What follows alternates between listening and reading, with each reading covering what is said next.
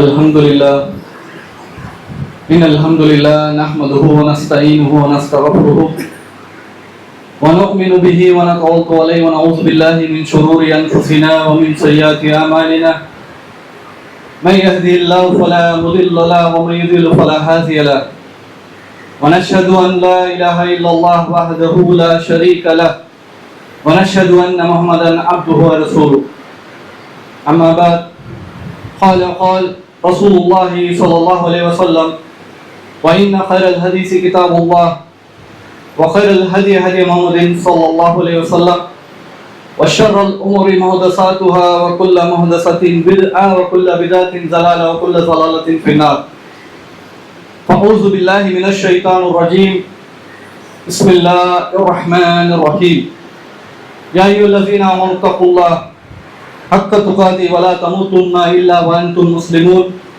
يا أيها الذين آمنوا اتقوا الله وقولوا قولا سديدا يصلح لكم أعمالكم ويغفر لكم ذنوبكم ومن يطع الله ورسوله فقد فاز فوزا عظيما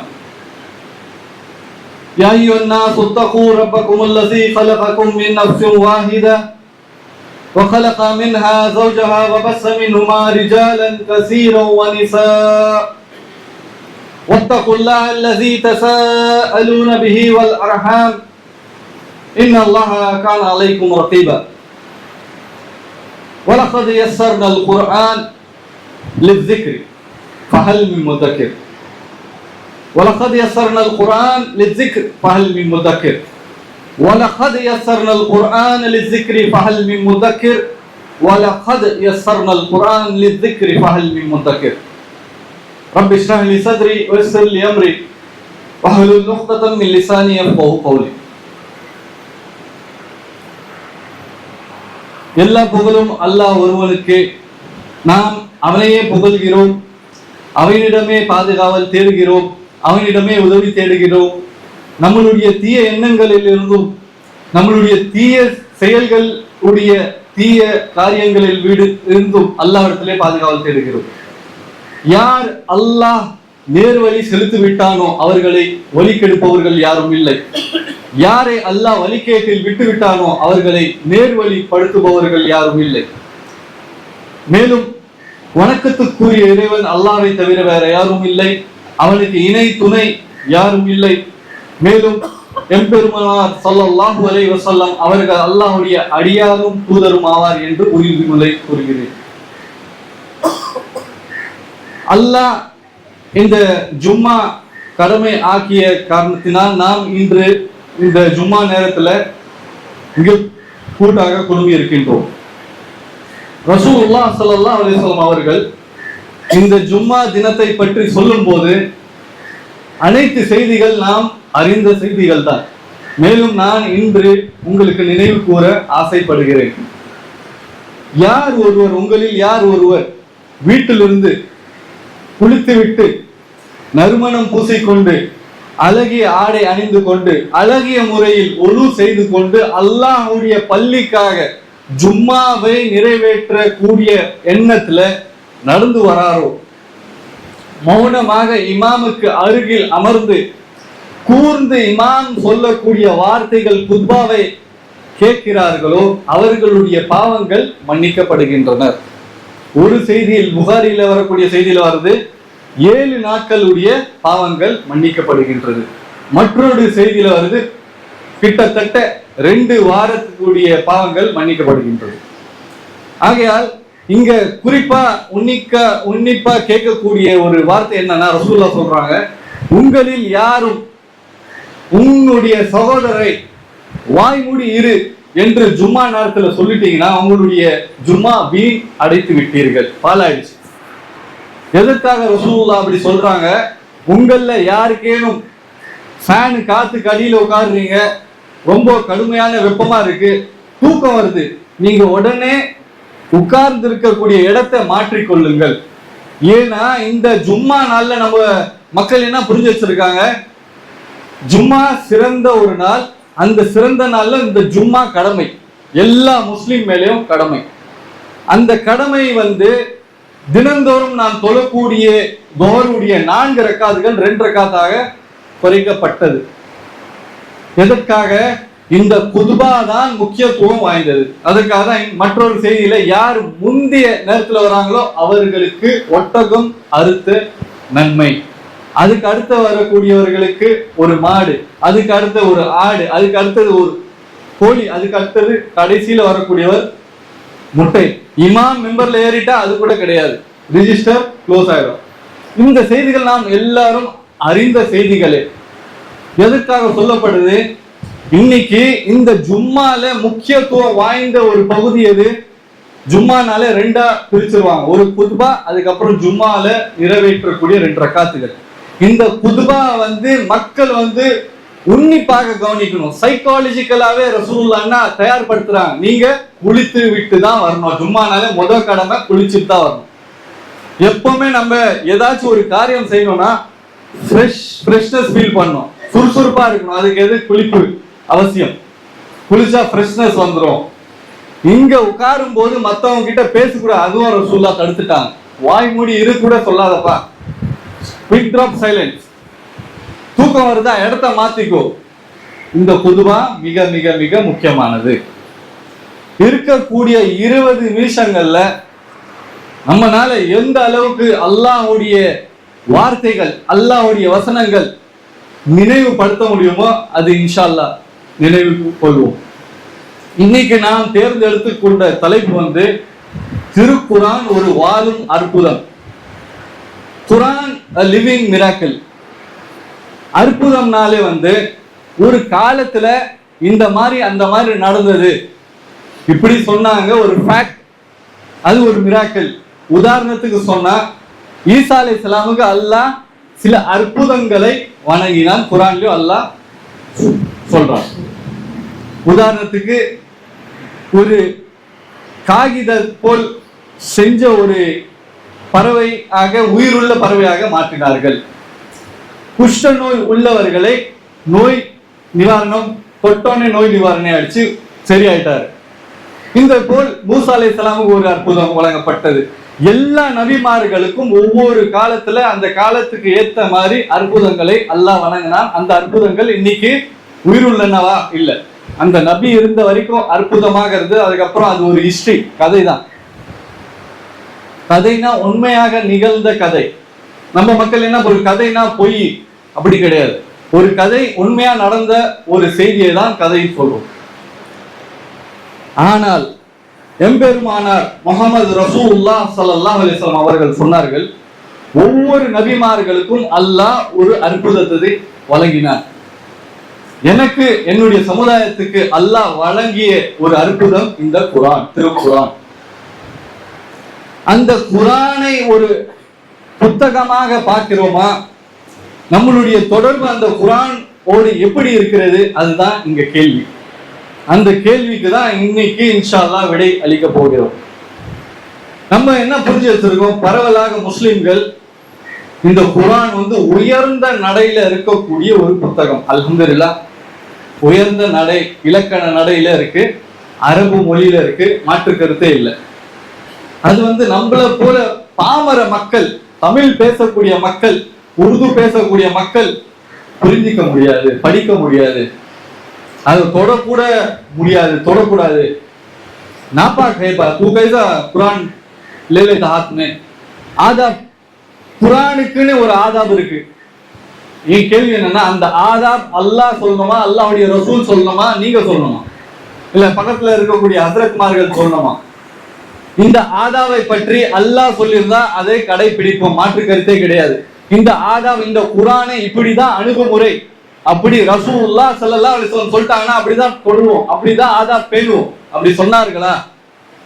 மாறாக குரானிலும் ரசூலுல்லாஹ் ஸல்லல்லாஹு அலைஹி வஸல்லம் வாழ்க்கை வரலாறு எடுத்து பார்த்தீங்கன்னா வியந்து போகக்கூடிய அளவுக்கு தான் இருக்கு இந்த குரானுடைய தொடர்பு ஒரு முஸ்லிம் இருக்கணும். இன்னைக்கு எப்படி புரிஞ்சு வச்சிருக்கோம்?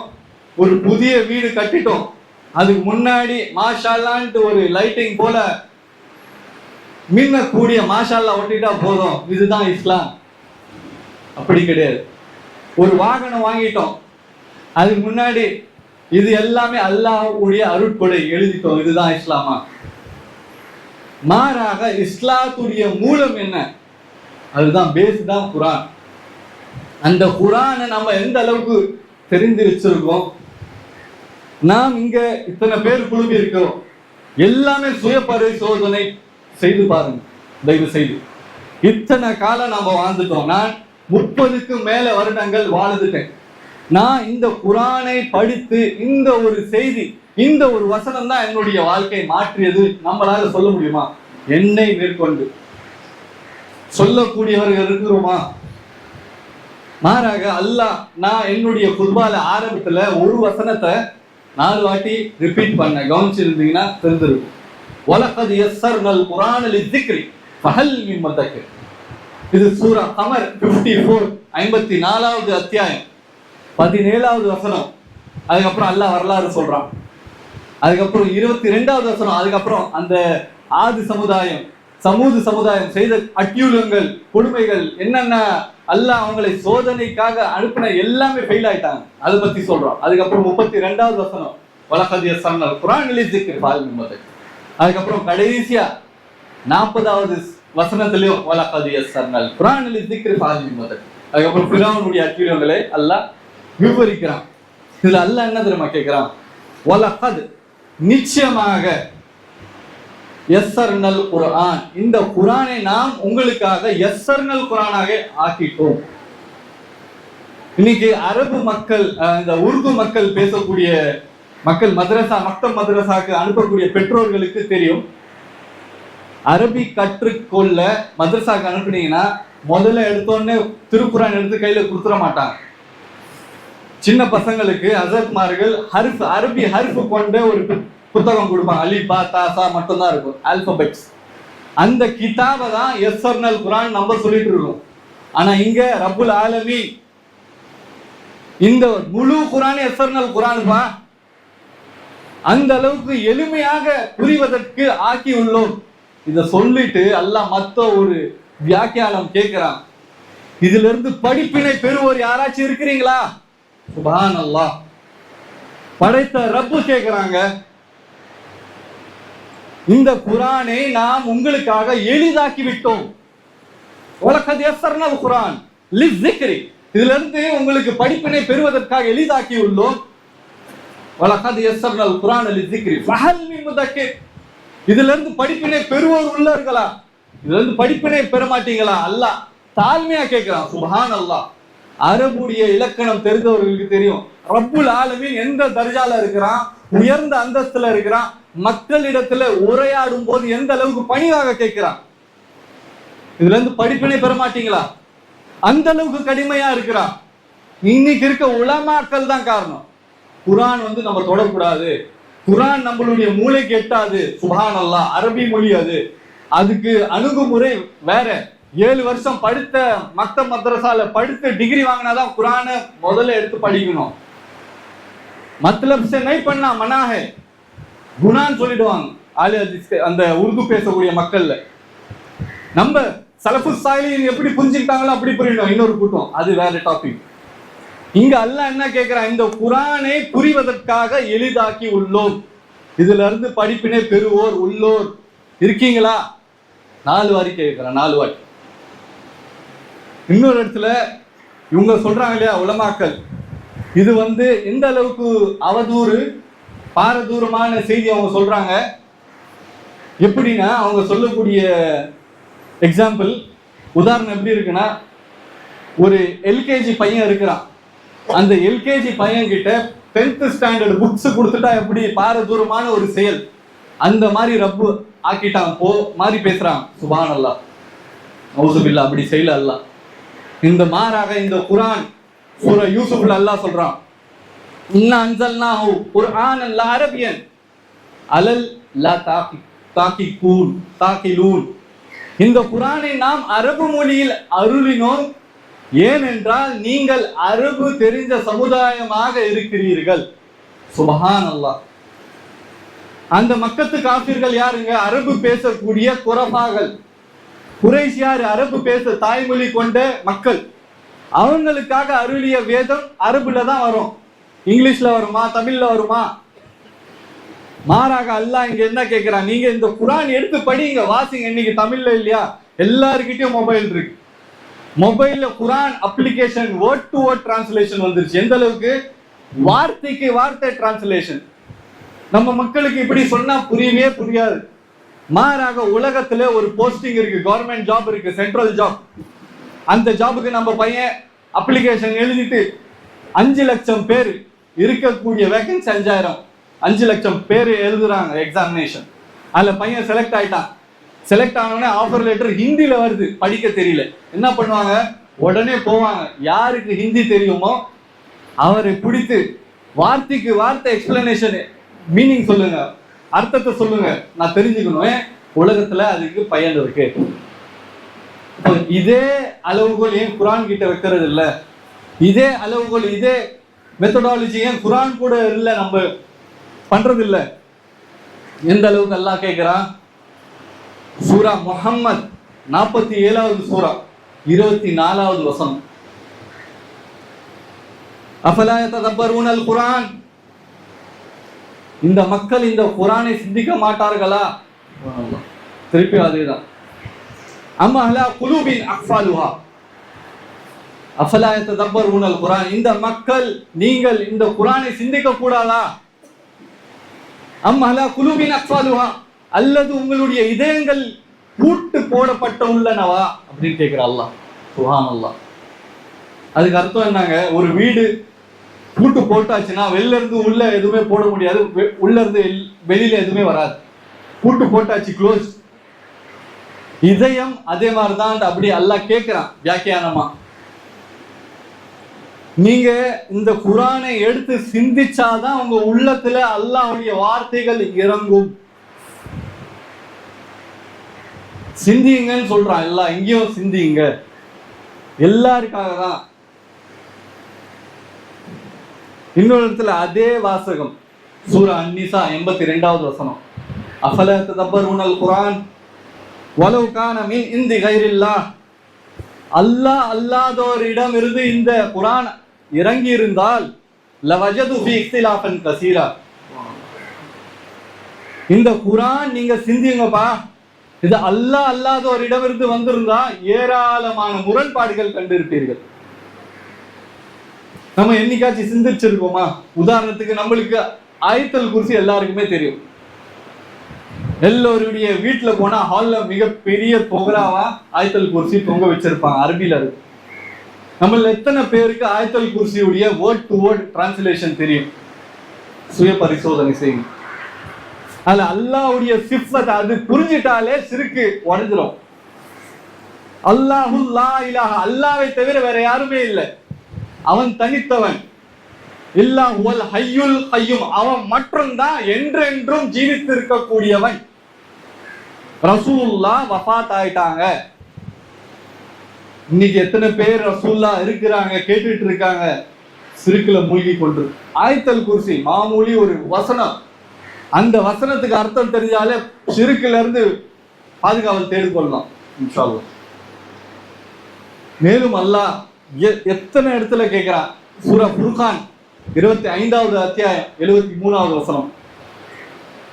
வல்லதீனா இதா ذுக்கிரு பிஆயாதி பிரப்பிஹிம் லம் யக்ரு அலைஹா சும்மன் வ உம்யானா, என்னுடைய வசனத்தை என்னுடைய அடியாருக்கு நீங்கள் எடுத்துரைத்தால், என்னுடைய அடியார்கள் அல்லாஹ் க்ளோஸ் பண்ணி பேசுறான்.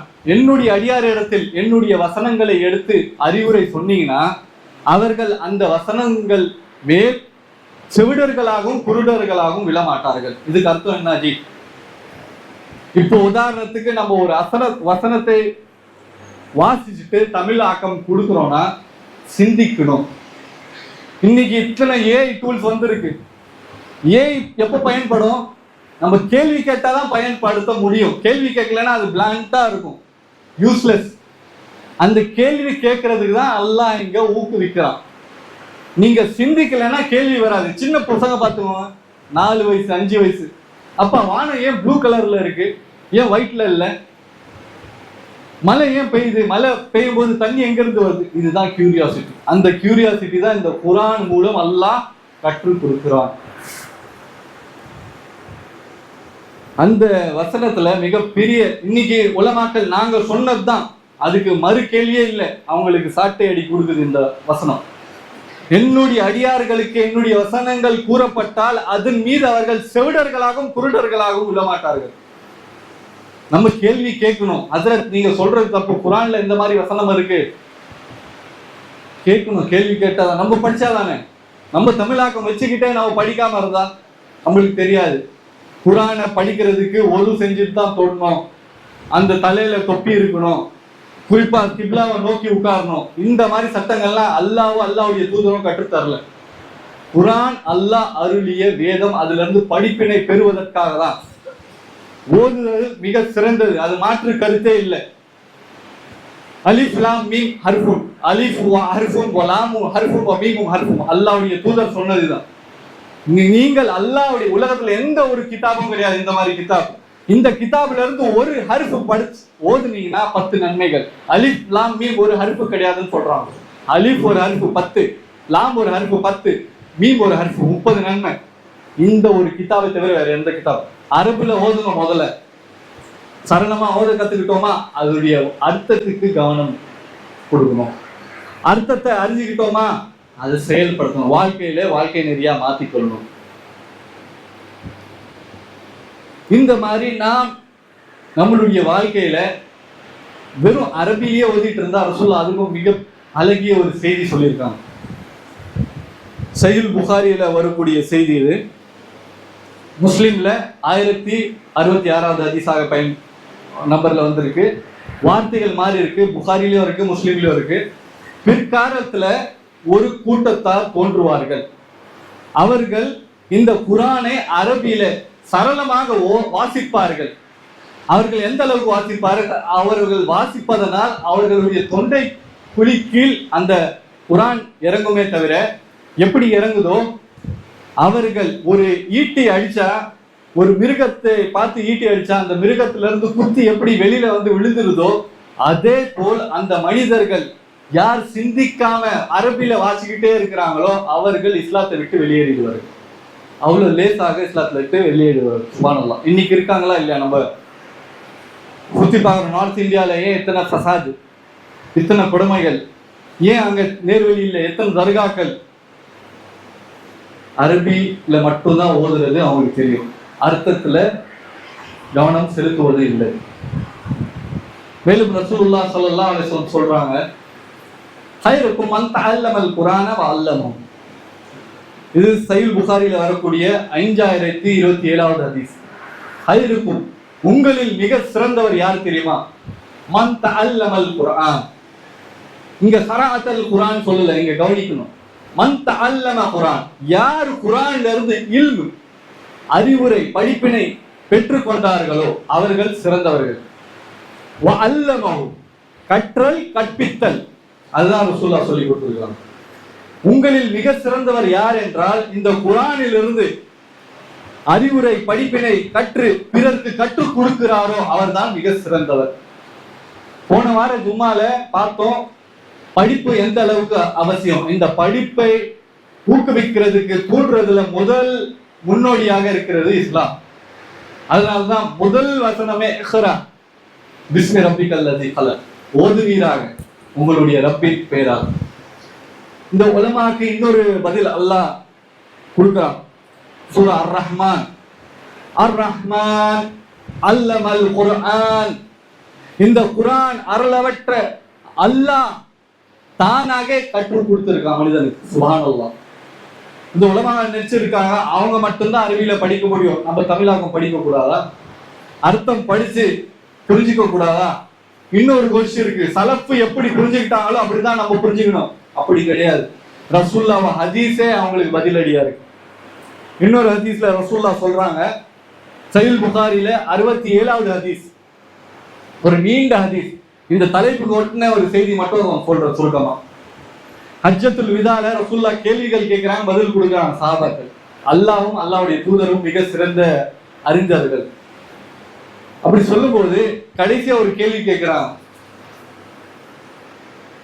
யார் இங்க இருக்கிறீங்களோ மற்றவர்களுக்கு எடுத்து உரைத்துருங்க. பல்லி வன்னி வலவாயா. இங்க இருக்கக்கூடியவர் அனைத்து பேர் ஒரே ஒரு வசனமாக இருந்தாலும் சரி பிறருக்கு எடுத்துரைங்கள். ஏன்? அப்படி ஒரு கருத்தும் சொல்லிட்டாங்க ரசூலுல்லாஹ். எதற்காக என்றால், நீங்க இங்க எப்படி புரிஞ்சுக்கிட்டீங்களோ அதை விட சிறந்ததாக பிற்காலத்துல வரக்கூடிய மக்கள் உங்களை விட அதிகமாக சிந்திச்சு புரிஞ்சு அமல்படுத்துவாங்க. சுப்ஹானல்லாஹ். இந்த குர்ஆன் திருப்பி தரும் வானத்தின் மீது சத்தியமாக அல்லாஹ் குர்ஆன்ல சொல்றோம். இன்னைக்கு சயின்ஸை வச்சு புரிஞ்சுக்க முடியும். திருப்பி தர வானம்னா இங்க இருந்து மொபைல் சிக்னல் மேல போது வானத்துல ஹிட் ஆகி திருப்பி பேக் வருது. அதனாலதான் ரிசீவ் பண்றோம். கால் பண்ணும்போது டயல் பண்ணும்போது மேல போகுது, ரிசீவ் எப்படி ஆகுது, அங்க ஹிட் ஆகி கீழே வருது வேவ்ஸ், ரேடியேஷன்ஸ். அதான் திருப்பி தரும் வானத்தின் மீது சத்தியமாக. இந்த மாதிரி ஏராளமான செய்திகள் இருக்கு. அதுல குறிப்பாக ஒரே ஒரு உதாரணம் சொல்லிட்டு நான் என்னுடைய உரையை முடிச்சுக்கிறேன். நம்ம எந்த அளவுக்கு குர்ஆன்ல இருந்து படிப்பினை பெறணும், மாறாக இன்னைக்கு இருக்கக்கூடிய நிலவரம் என்ன? உங்க எல்லாருக்குமே தெரியும், சாட் ஜிபிடி, ஏஐ எல்லாருமே பயன்படுத்திட்டு இருக்கோம். அதுல ஒரு பெண்மணி, நாத்திக பெண்மணி லிலி ஜெயின் சொல்லி ஒரு பெண்மணி, அவங்க 19 இயர்ஸா நாத்திகத்துல இருந்தாங்க. கடவுள் கிடையாது, ஆஸ்திரேலியாவை சார்ந்த ஒரு பெண்மணி.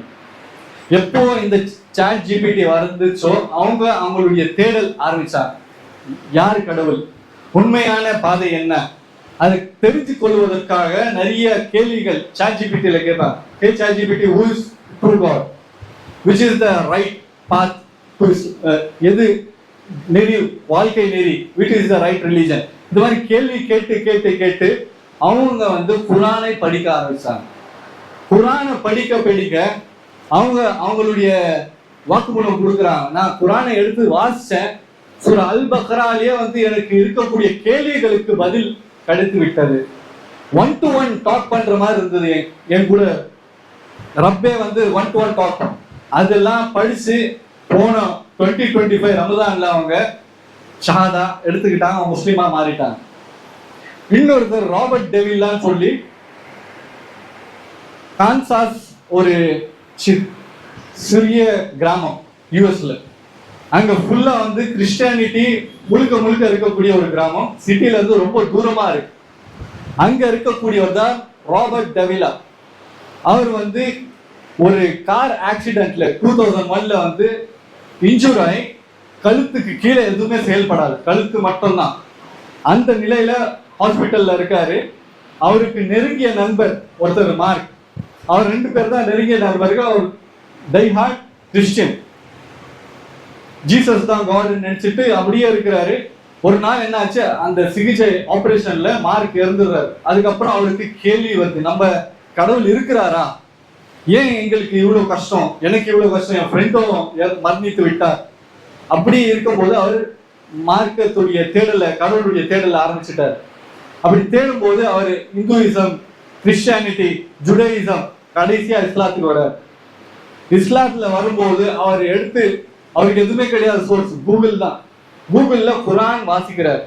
வாசிக்க அவருக்கு கேட்கக்கூடிய எல்லா கேள்விகளுக்கும் பதில் கிடைச்சிருச்சு. கிடைச்ச உடனே ஒரு கட்டத்துல அவரு சிறிய சூறாக்கள் ஓத ஆரம்பிக்கிறார். சூரா அஸர் ஓதுறாரு. அங்க ஒருத்தர் ஈஜிப்ட் போயிருக்காரு, மைக்ரண்ட் ஒர்க்கர், ஈஜிப்ட்ல இருந்து போயிருக்காரு. அவர் எந்த அளவுக்கு நாத்திகமான ஆயிட்டாரு, பெயர் தாங்கி முஸ்லிம் நாத்திகனாக மாறி வல்லஸ்ரு கேக்குது, யாரு, இஸ் தட் யூ ராபர்ட் அப்படின்னு கேக்குறாரு. ஆமா நான் தான். ஆடியோ கேக்குறீங்களா? இல்ல நான் தான் வாசிச்சேன். எப்படி உங்களுக்கு தெரியும்? நான் ஆடியோ கேட்டு நான் வாசிச்சு கத்துக்கிட்டேன். நீங்க என்ன முஸ்லீமா? ஆமா நான் இப்பதான் ரீசெண்டா இஸ்லாத்தை தழுவினேன். அவரே தானாக இஸ்லாத்தை தழுவி அரபு கத்துக்கொண்டு அரபு வாசிக்கிறார். சுப்ஹானல்லாஹ். அவருக்கு செயல் கிடையாது, இங்க இருந்து இங்க எந்த ஒரு உறுப்பும் செயல்படாது தலையை தவிர. நம்ம கேட்கக்கூடிய கேள்வி எல்லாம் கேட்கிறோம் இல்ல, படிப்பினை பெறுவோர் உள்ளோர்களா? ஆம், நாம் இருக்கிறோம் யாரெல்லாம் சொல்லி எடுத்து படிக்கணும். நம்ம இஸ்லாத்தை குர்ஆனை அறிந்து கொள்ள, புரிஞ்சு கொள்ள மனம் இருந்தால் போதும் என்றதுக்காக ராபர்ட் டெவில்லா போன்ற உதாரணங்கள் போதுமானது. இந்த மாதிரி உதாரணங்கள் அடிக்கிட்டே போலாம். டாக்டர் மோரிஸ் புகேல் இருக்காரு, ஆர்தர் அலிசன் அப்துல்லா அலிசனாக மாறினது, லாரா பூத் பழைய காலத்து பிரிட்டிஷ் பிரைம் மினிஸ்டருடைய நெருங்கிய உறவினர். எல்லாருமே எப்படி வந்தாங்க? குர்ஆனை படித்தோம், குர்ஆன்ல எங்களுடைய கேள்விகளுக்கு பதில் கிடைச்சு விட்டது. நம்ம அந்த அளவுக்கு இருக்கிறோமா? குர்ஆன் எடுத்து வாசிச்சிருக்கோமா?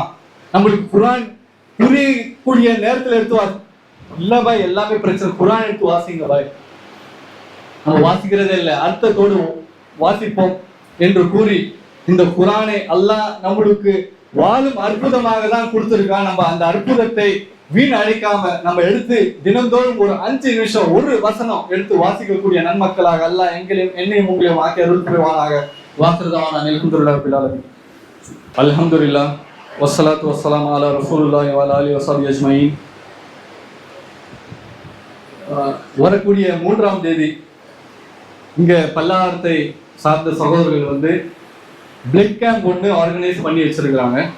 ராஜீவ் காந்தி கவர்மெண்ட் ஹாஸ்பிட்டல் கூட இணைந்து. எதற்காக என்றால், உங்களில் யார் ஒருவர் ஒரு உயிரை காப்பாற்றுகிறாரோ உலக மக்கள் அனைவரையும் காப்பாற்றிய போல் ஆவார். சூரா மாயிதால 32வது வசனம். இந்த பிளட் பேங்க் கூட இணைகிறது எதற்காக? கிட்டத்தட்ட ஒரு நாளைக்கு ராஜீவ் காந்தி ஹாஸ்பிட்டல்ல 200 இருந்து 250 எமர்ஜென்சி கேஸ் வருது. அந்த எமர்ஜென்சி கேசஸுக்கு கிட்டத்தட்ட 200 இருந்து 250 பிளட் யூனிட்ஸ் தேவை ஒரு நாளைக்கு. நம்ம கொடுக்கக்கூடிய பிளட் டொனேஷன் அந்த மாதிரி எமர்ஜென்சி சிச்சுவேஷன்ல பயன்படுத்திச்சுன்னா ஒரு உயிர் காப்பாத்தினோம்னா உலக மக்கள் அனைவரையும் காப்பாற்றிய போல் இன்ஷா அல்லாஹ் ஆகும். ஆகையால் நம்ம கலந்து கொள்வோம். இன்னொன்று 4ஆம் தேதியில இருந்து மண்டேல இருந்து ஒரு சிறந்த ஒரு படிப்புக்கான ஒரு சிறிய டிஃப்ரெண்ட் வே ஆஃப் லேர்னிங் சொல்லி ஒரு கான்செப்ட் வச்சு நடக்க போகுது. இன்ஷா அல்லாஹ் வரக்கூடிய திங்கட்கிழமை 10 முதல் 1 மணி வரை எல்லா உங்க வீட்டில் இருக்கக்கூடிய ஆண் மக்கள் அவங்களுக்கு இங்க டிஃப்ரெண்ட் வே ஆஃப் லேர்னிங். எதுக்காக இது டிஃப்ரெண்ட்? இங்க ப்ரொஜெக்டர் மூலமாக பிரெயின் ஆக்டிவிட்டிஸ் கொடுக்கப்படும். அந்த ஆக்டிவிட்டிஸ் மக்களுக்கு லேசாக ஒரு விஷயத்தை புரிஞ்சு கொள்வது எப்படி, மக்கப் பண்றது தப்பு, பைஹார்ட் பண்றது தப்பு, உண்மையான படிப்புக்கான திறன் புரிஞ்சு படித்துக் கொள்வது தான். அதான் குர்ஆனும் சொல்லுது. சிந்தியுங்க, புரியுங்க. வாக்குறதா அல்ஹம்துலில்லாஹி ரப்பில் ஆலமீன்.